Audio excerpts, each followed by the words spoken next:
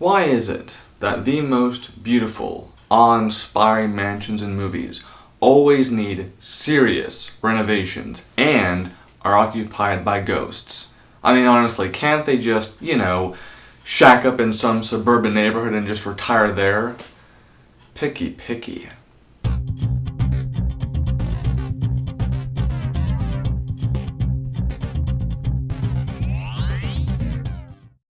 Crimson Peak. In my opinion, it's very good. The story follows Edith Cushing, a writer. After her father passes, she marries Thomas Sharp, a businessman. He then takes her to live with him and his sister Lucille at his mansion. Little does she know, the house is packed with ghosts and a horrible backstory. When I consider the big filmmakers in operation today, very few can be compared to Del Toro. Whenever I watch one of his films, I always feel like I'm watching a dream unfold. They are visually striking and, more often than not, very bizarre. His last film, Pacific Rim, is one of the most enjoyable robot movies I've ever seen. The unfortunate part is, despite making technically twice its budget back, the studio still views a sequel as a risk. So yes, we now officially live in a day and age where if your movie costs $190 million and it makes over $400 million, it's still viewed as a kind of failure. Honestly, what Jaeger crawled up Hollywood's ass and died? The good news is, despite having no word yet on whether or not PR2 will ever happen, in that time, Del Toro was able to bring this project to life. And even with just one viewing, I can tell, both in a physical and emotional sense, he poured a ton of passion into this project, and it paid off. From a design standpoint alone, there is an incredible amount of detail on display. The mansion interiors are mind-blowing and the costumes are outstanding.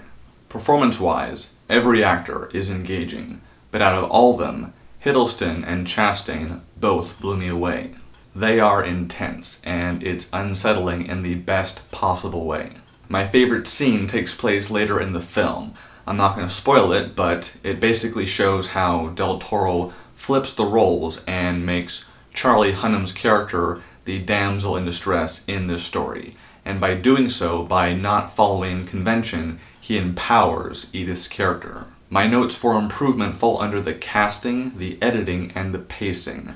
I was surprised to find that we don't physically get to Crimson Peak until a ways into the story.